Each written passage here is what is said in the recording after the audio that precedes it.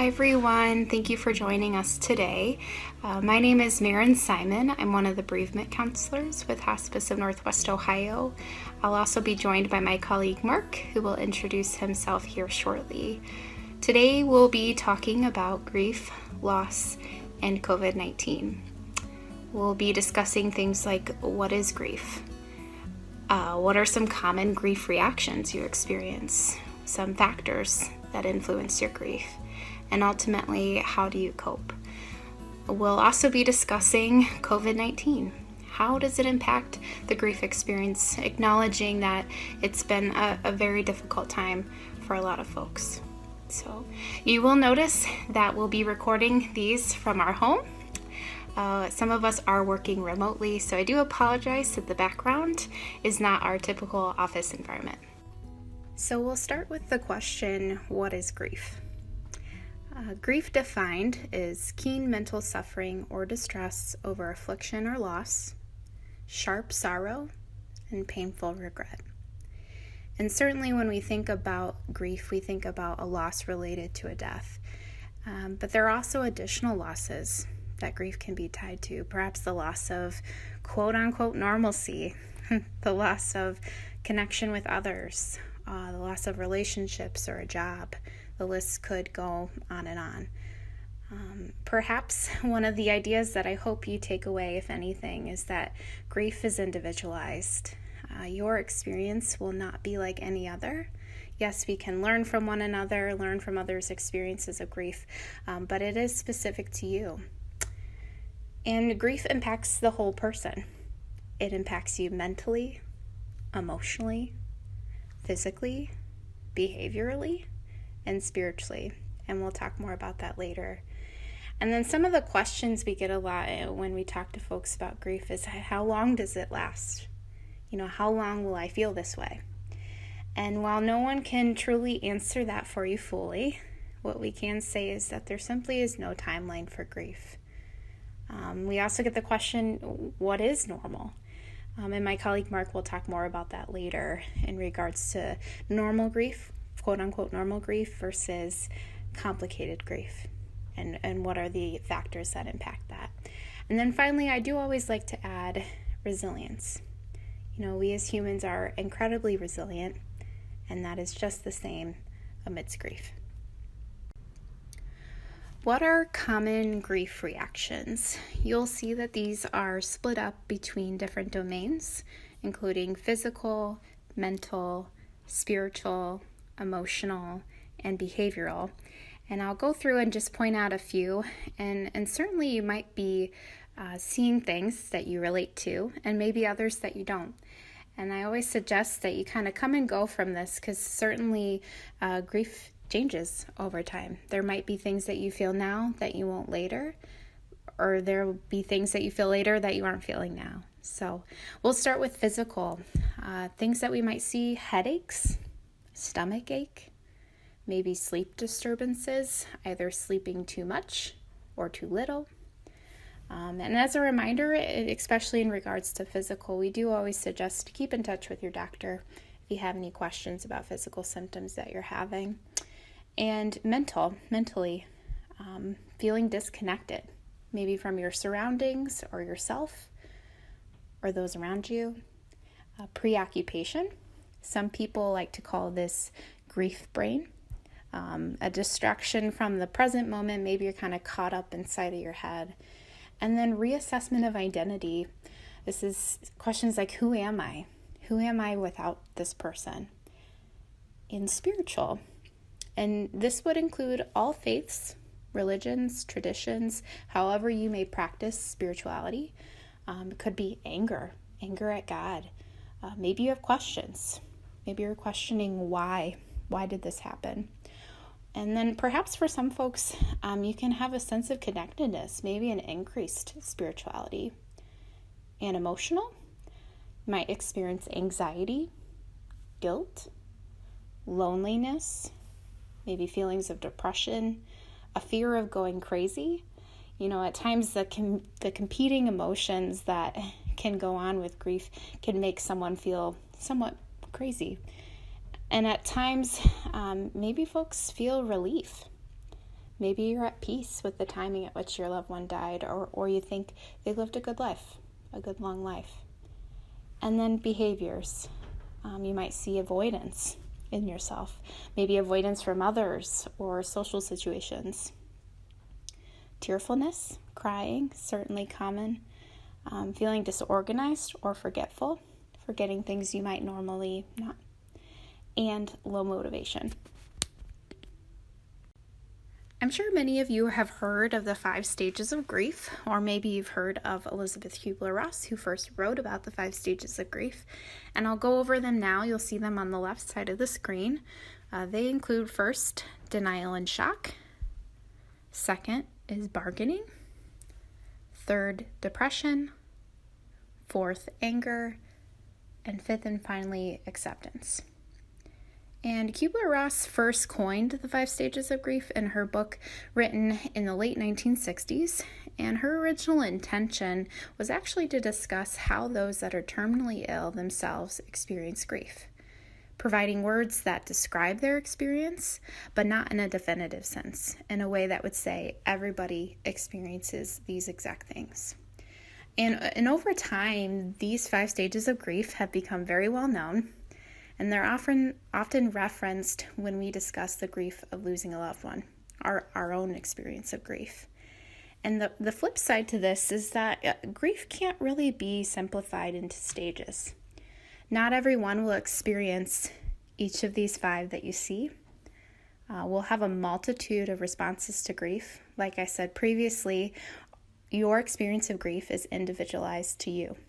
It is specific to you. And the other thing is, grief is not a linear process. We don't really go from stage to stage to stage in some kind of progression of sorts. And I'll show you an image in the next slide that will explain that a little bit more visually. And then finally, there's somewhat of a structured expectation of grief when we think about it in stages. And I've talked to folks that feel a little like they're failing when they think about these 5 stages, and maybe they haven't felt a certain way, and they think, well, I'm not truly grieving unless I get there. And that's just simply not the case. Not everyone grieves the same, and it is an individualized experience. So this image, I truly love it, and I tend to get a good chuckle out of folks who first get a glimpse at it.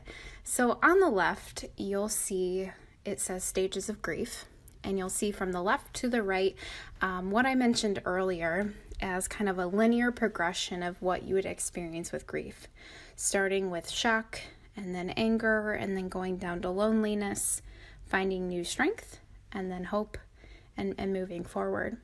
And it would be in that exact progression. And on the right, you see it labeled my experience, or maybe your experience, and it just shows a massive scribble. and really what that is supposed to indicate is that truly grief is not a linear process. It's quite literally a roller coaster. It's probably the best analogy to describe it. Some people like to think of it as grief comes in waves.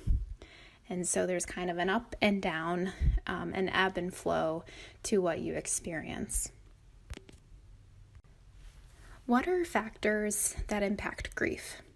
So the image below, you'll see multiple different sections that will discuss individual factors that impact you. In the middle, you'll see it says self. So I encourage you to use this as a tool or a resource to consider how any one of these factors, as they relate to you, impact your grief. So we'll start at the top and go clockwise, starting with secondary losses. Now these are those losses that are second to the first initial loss related to the death of a loved one or whoever it might be that you're grieving. So these could be, say, the loss of a job or financial security. Maybe you have less income coming in. Maybe you've moved homes. You're not in the house, say, of 50 years that you've lived in anymore. Maybe it's the loss of other relationships or friendships, the loss of companionship, and maybe the loss of normalcy, as we discussed earlier. And second, personality.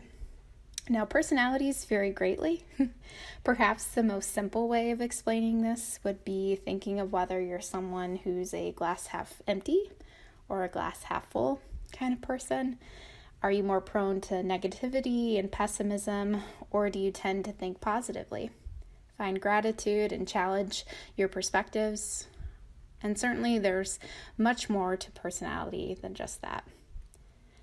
Third is past experiences with death.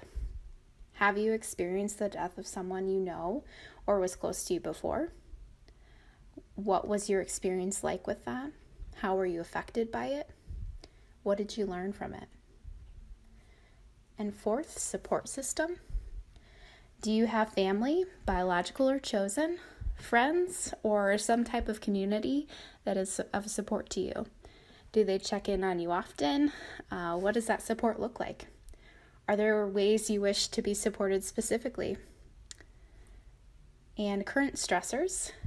These might include, but are not limited to, financial stress, maybe things going on in your family, stress at your job, and certainly one we would all consider right now, going through a worldwide pandemic. Then circumstances surrounding the death. Was the death expected? Something you were seemingly prepared for, maybe a long-term illness? Or did it come as a shock and was unexpected? Did the death occur suddenly or perhaps tragically? Examples of this, to name a few, could include death by suicide, murder, or drug overdose. And then cultural, ethnic, and religious. How do these play a part in your experience of grief? Perhaps the way that you cope. Are there traditions or spiritual practices that impact your experience? And then finally, relationship with the deceased. What was your connection to them? Would you describe your relationship as very close, or perhaps distanced, estranged? Were they someone in your immediate family? Maybe a spouse, a parent, a sibling, or a child? All of these will impact your grief. How may others in our society respond? And by this question, I mean, how do they respond to you when talking to you about your grief, about your experience? What do they say to you when you run into them in public? A common one we hear is people will hear, "I hope you know he's in a better place." And that doesn't always sit well with people. They don't always feel that way. And maybe that's dismissive towards their pain. And so I wanted to provide you with this quote. It's in a book called "It's Okay That You're Not Okay" by Megan Devine, one of the books that are actually on our reading list. And she addresses some of this. And she says, "Our culture sees grief as a kind of malady, a terrifying, messy emotion that needs to be cleaned up and put behind us as soon as possible. As a result, we have outdated beliefs around how long grief should last and what it should look like. We see it as something to overcome, something to fix, rather than something to tend or support. Even our clinicians are trained to see grief as a disorder rather than a natural response to deep loss." I will now turn things over to my colleague Mark, who will continue with our presentation. Hello, my name's Mark Anderson, and I am also one of the bereavement counselors with Hospice of Northwest Ohio. I'd like to take a couple of minutes and just go over some information on grief, including what we consider kind of the normal grief that people experience, or some of the common things that people experience. Secondly, what some of the risk factors are, and thirdly, how the COVID-19 crisis has impacted people who are coping with the loss. Well, like Maren said, when you lose somebody in your life, it's one of the most difficult things that people go through. People will experience a whole range of emotions such as anger, frustration, depression, sadness, and frequently people will describe themselves as being on a roller coaster where, they'll start the day and maybe feeling, fairly good, coping with things fairly well, and then hearing something, seeing something that triggers a strong emotional reaction, and again, feeling like they're on that roller coaster as the day goes on. People also talk about having difficulty concentrating, making decisions, maybe a tendency to isolate themselves. Um, when you lose somebody, it can certainly bring back old conflicts and things that, maybe have bothered you somewhat in the past. And also, when you lose somebody, it really causes people to question, themselves, maybe their faith, their belief in things, and just in general, to begin doubting what their future may hold. Some of the risk factors that we have found with grief is certainly when somebody has a lack of social support. If somebody has, just a real limited number of people that they can call on or people that are there to support them, that can be very difficult. People can end up feeling very, very isolated, which is going to make it more difficult to cope with grief. Also, one of the risk factors is, just the closeness of the relationship.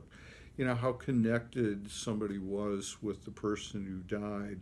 I recently had the opportunity to meet with somebody that had been married for over 45 years.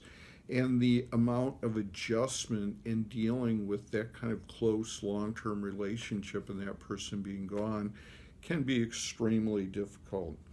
Also, if people have, let's say, a prior history of mental health problems, grief may help trigger additional periods of depression or anxiety and really aggravate some of their earlier problems. Also, the nature of the death, the way people pass away, is going to complicate things. If you lose a family member over a prolonged illness is one thing, but if you lose a family member or a friend who died suddenly from an accident, maybe violence or suicide, that's going to add another whole layer of trauma to the whole grieving process. And the other thing is that just because we're dealing with grief doesn't mean that life stops. We also, on top of the grief, we frequently have to deal with some of the other life stressors. Coping with some of the legal issues after somebody dies, financial issues, and things along those lines. Now I'd like to talk a little bit about some of the challenges that we found associated with the COVID-19 crisis. One, with the restrictions to visiting people at hospitals or in rest homes, many of the people we have talked to have described feeling a strong sense of guilt that they haven't had the opportunity to spend the time or share the things that they would like to with their loved ones. This has occasionally led to people feeling a sense of a lack of closure, that they haven't had those opportunities and chances to say goodbye and again share the things that they would like to. We are also encouraged to, quote, socially distance from each other, not only maintaining that 6-foot distance, but to be able to shelter or to stay at home. This is certainly a time where people need to reach out and be around other people, and I think this has led to many people feeling much more isolated and unsupported during this period of time. On top of everything, we're also worried about ourselves and our other family members, that they may become sick, ill, that something bad may happen to them, that's certainly going to add another layer of worry to this whole thing. We also have seen, a sense of a lack of tradition. Many times when somebody passes away, families have their own funerals or memorial services, those kind of things. In many instances, this has been cut short or stopped, or people have been able to hold any kind of funeral service, that it really has led to many people feeling that things are are incomplete. For example, we've also seen where many families are having to postpone a memorial service until we are again able to meet in larger groups. Finally, on top of everything, just the increased stress in our lives associated with COVID-19. This includes issues such as unemployment, financial difficulties, being laid off, and inability to travel and to be around our loved ones. All of this has added another whole layer of stress on top of the grieving process. Now, I'd like to share a couple of ideas about coping with grief amid the COVID 19 crisis. First of all, one of the things that we always tell people coping with grief is you got to take care of yourself. This means making sure you get enough sleep, that you have a chance to get outside, get some fresh air, maybe exercise. But the important thing is to remember this is a great time to provide yourself with a lot of extra TLC. Secondly, it's important to try to maintain and find and maintain a routine schedule of activities which will help people feel a little bit more grounded. One of the things that we think is going to be helpful is to avoid, watching too much of the news, to try to limit our exposure to some of the media. Every time you turn on the TV, you watch the news, we're inundated with a variety of negative stories. It's important to keep up with what you need to do to stay safe, but it's also important to make sure that you kind of balance it with other things. In the midst of all this, we're being asked again to maintain some distance, but there are a number of ways that people can use either programs on the internet or other approaches to maintain that social contact. I recently talked to a family that was having an actual family get together every Friday night on Zoom where they're showing movies, talking, doing a bunch of different things as a family. And this family is spread out over most of the country. The other thing is, it's okay. It's to give yourself permission to accept and to feel that this is really tough. It's important to acknowledge that, and not only to acknowledge it, but to feel free to share that with other people. This is a very unique and difficult time for a lot of folks. We can also use this time to help plan and organize for funerals, memorial services, or ways that we can honor the people that we have lost during this period. It's an excellent time for planning. And finally, it's important to maintain and practice what we like to call mindfulness. Mindfulness is stepping back from the stress, stepping back from the chaos, and kind of keeping an eye on ourselves to see how we're doing, to monitor our reactions and our feelings, and again, to give ourselves a little added support to take care of ourselves. Hospice of Northwest Ohio provides a variety of bereavement counseling services. This includes assessments, individual and family counseling, and a variety of support groups. We can meet with people either by phone or through the internet. All of our services are provided free of charge and open to everyone in the community. If you are interested in signing up for any of our services or would like some additional information, please call us at 419-661-4001 and ask to speak to a bereavement counselor. Thank you.